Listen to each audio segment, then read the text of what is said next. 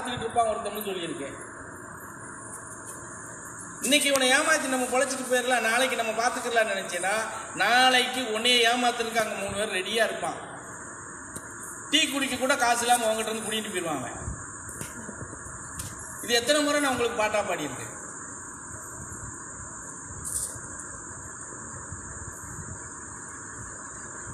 நம்ம நினைக்கிறது மாதிரி ஒன்றும் அவன் மேலே இருக்கிற கண்ணை மூடிக்கிட்டுலாம் இல்லை. ஒவ்வொரு அசைவுக்கும் அவன் ஒரு விளைவு அவனுக்கு கொடுத்துக்கிட்டு தான் இருப்பான். நீ நல்லது செஞ்சியா ஒரு பக்கம் நன்மை இருக்கும், நீ ஒரு தீமை செஞ்சியன்னா உனக்கு 3 தீமையை ஒரு சைடில் இருந்து வந்துக்கிட்டு இருக்கும். நீ நினச்சிட்டு இருக்கிற நான் நல்லதே பண்ணுறேன் அப்படின்னு. எப்படி நீ நன்னு சொல்கிறேன், நீ உண்மையிலேயே உன்னுடைய மனச்சாட்சிக்கு பயந்து உன் ஆன்மா ரீதியாக இறைவனுக்கும் பயந்து நீ பயணம் பண்ணுனா உனக்கு எதுக்கு கஷ்டம் வருதுன்னு நான் கேட்குறேன். புரியுதானு சொல்றது? இது யாருக்குமே பயம் இல்லாம தெனாவட்ட நெஞ்ச தூக்கிட்டு நீ நடக்கிறதுனால தானே மாட்டிக்கிட்டு முழிக்க. அப்புறம் எல்லாமே நான் சரியா இருக்கிறேன் அப்படின்னா எப்படி சரியா இருப்ப? நீ சரியா இருந்தா உனக்கு பிரச்சனையே இல்லையே. துன்பம் இல்லை, துயரம் இல்லை, வேதனை இல்லை, புலம்பல் இல்லை, கண்ணீர் இல்லை. நீ சரியா இருந்தா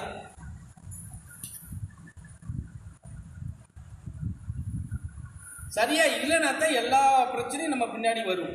பின்னாடி கூட வராது, முன்னாடியே வந்து நிற்கும். சரி, நடந்து போச்சு, இது வரைக்கும் நடந்ததெல்லாம் அது நன்மையோ தீமையோ எங்களுக்கு தெரியாது அப்படி சொல்லி நீங்க தப்பிச்சுக்கிட்டு போயிடலாம் இல்லையா? இதுக்கப்புறம் நம்ம எப்படி இருக்கணும், அந்த இடத்தவாது பிடிச்சி நீங்க பயணம் பண்ணணும்ல. இது வரைக்கும் தெரிஞ்சோ தெரியாமலோ அறிஞ்சோ அறியாமலோ சாமி நாங்க பாலா போன சமுதாயத்தோட சேர்ந்து நாங்களும் பாலா போனோம். உன் பாதம் எங்க இருக்குன்னு எங்களுக்கு தெரியல. இப்ப ஏதோ ஒரு முட்டா பைய வந்து காட்டி கொடுக்கா, உன் பாதத்தை பிடிச்சி நாங்க மண்டாடுறோம்.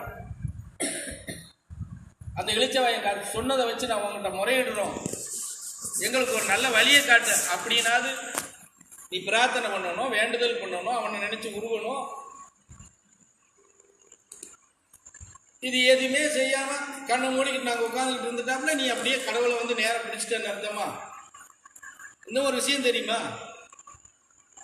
கண் மூடி உட்காந்து தியானம் பண்ணா கண் மூடினா மண் மூடி போகும்னு அர்த்தம். அது தெரியுமா? முதல்ல உங்களுக்கெல்லாம் மூடிக்கிட்டு இப்படி உட்காந்துக்கிட்டா நீ வந்து அப்படியே இறைவன்கிட்ட வந்து நேரம் உள்ள போயிட போறியா?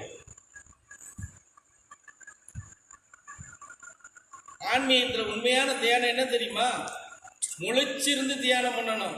உன் கண்ணு எதிர எது வந்தாலும் உன் கண்ணை அசையக்கூடாது. அதுதான் உண்மையான தியானம். கண்ணை மூடிக்கிட்டு இப்படி வச்சுக்கிட்டு உட்கார்றது தியானம் கிடையாது, ஏமாத்திர வித்தாது.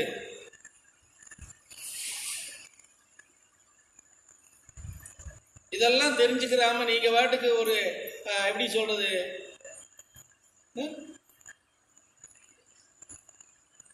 சொல்லி கொடுக்கிற பகவானுடைய நாமத்தை ஒரு 40 நிமிஷம் ஒரு 1.5 மணி நேரம் உட்காந்துருந்து நீ துதிப்பாடுன்னு சொல்றதவே 20 நிமிஷத்துக்கு மேல நீங்க எல்லாம் துதி பாடுறதுக்கு தயாரா இல்லை. அப்புறம் உட்காந்து தியானத்துல அப்படியே ஜீவாத்மாவும் பரமாத்மாவோட அப்படியே ஐக்கியமாய் பறந்துருவீங்களாக்கும். உப்பு கட்ட நாய்களாம்.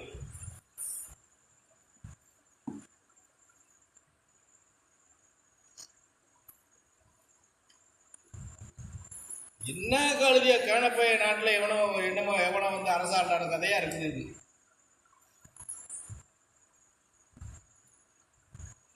உங்களுக்காக நான் என்ன கேட்கிறேன்னா, இந்த பரதேசிக்காக நான் உங்கள்கிட்ட ஏதாவது வந்து முறையிடுறேன்னா கேட்குறேன்னா? இல்லை சார், இல்லை, எங்கள் நன்மைக்காக தான் சார். உங்கள்கிட்ட 1-2 பேர்த்திட்ட எனக்கு வேணும்பான்னு கேட்டு வாங்கியிருக்கேன். எதுக்கு வாங்கியிருக்கேன்? எனக்கு அரிசி பருப்பு வாங்குறதுக்காக வாங்கியிருக்கேன். இந்த ஆசிரமத்தில் ஏதாவது வேலை பார்க்கறதுக்கு வாங்கியிருப்பேன், இல்லைன்னா குரு பூஜைக்கு பற்றாக்குறை வர்றதுக்காக வாங்கியிருப்பேன், அதுக்கு சொல்லி வாங்கியிருப்பேன்.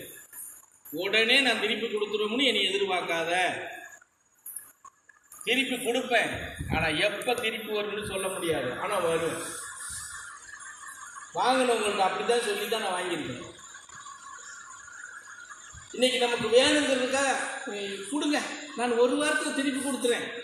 உங்களை மாதிரி நான் யாருக்கிட்டையும் பொய் பேசியெல்லாம் வாங்க மாட்டேன். 10 நாளையில் கொடுத்துறேன், 1 மாசத்துல கொடுத்துறேன். எனக்கு கொடுத்த பிள்ளைங்க இதில் இருக்கிறாங்க 1-2 பேர், அவங்கள சொல்லி நான் அப்படி சொல்லியிருக்கேன். நான் இல்லை சார். உண்மையை பேசணும். நீ உண்மையை பேசும்போது கஷ்டமாக தான் தெரியும். அதுதான் உன்னைய பாதுகாக்கும். அது எதுவாக இருந்தா நீ தப்பே பண்ணுறேன்னு வச்சுக்கேன், ஆணாக இருந்தாலும் பெண்ணாக இருந்தாலும் ஒரு தவறு நடக்கு.